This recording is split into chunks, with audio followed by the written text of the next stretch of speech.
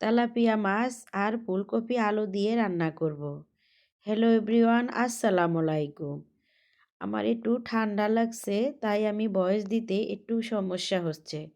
আমি তেলাপিয়া মাছটারে সুন্দর করে পরিষ্কার করে ধুয়ে লবণ হলুদ দিয়ে মেখে নিলাম। এখন আমি চুলাতে কড়াই বসে দিয়ে 2 টেবিল চামচ তেল দিয়ে তেলটা গরম হয়ে গেছে। এখন আমি একে একে মাছটা একটু লাল লাল করে ভেজে নেব।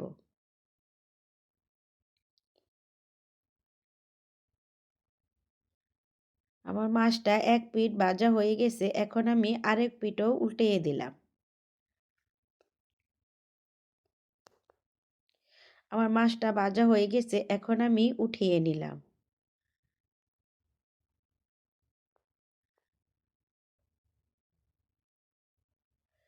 আমি ওই তেলে দিয়ে দিলাম পেঁয়াজ আর কাঁচামরিচ কুচানো। এখন একটু ভালো করে ভেজে নিব। এখন আমি দিয়ে দিলাম 1 টেবিল চামচ আদা রসুন বাটা। আদা রসুন বাটা দিয়েও আমি একটু ভালো করে ভেজে নিলাম। এখন আমি দিয়ে দিলাম গুঁড়ো মশলা, স্বাদ মতো লবণ, 1 চামচ হলুদের গুঁড়া, 1 চামচ জিরার গুঁড়া, 1 চামচ ধনিয়ার গুঁড়া, 2 চামচ মরিচের গুঁড়া দিয়ে আমি ভালো করে কষিয়ে নিলাম। মশলাটা একটু সময় নিয়ে কষালে তরকারির স্বাদটা দ্বিগুণ বাড়ে। আমি এখন দিয়ে দিলাম আলু। আলুটা আগে দেওয়ার কারণ হয়েছে ফুলকপি আর আলু একসাথে দিলে ফুলকপিটা বেশি গলে যাবে।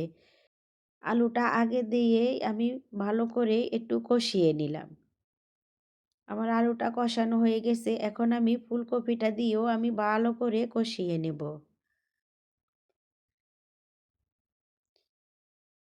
এভাবে শীতকালে আলু ফুলকপি দিয়ে মাছ দিয়ে রান্না করলে অনেক মজা হয়। আমার তরকারিটা কষানো হয়ে গেছে, এখন আমি স্বাদমতো তরকারির ঝোল দিয়ে দিব। এখানে আমি গরম পানি দিয়ে দিলাম, দিয়ে আমি ভালো করে নাড়াচাড়া করে দেব। আমার তরকারিটা ফুটে গেছে, এখন আমি উপর দিয়ে টমেটো দিয়ে দিলাম।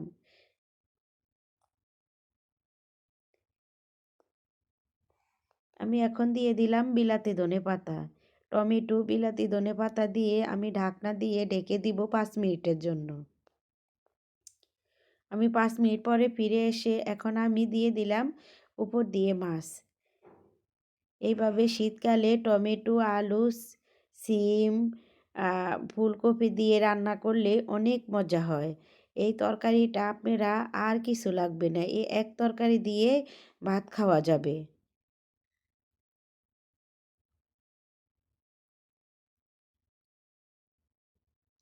আমার ভিডিওটা ভালো লাগলে একটা লাইক দিয়েন।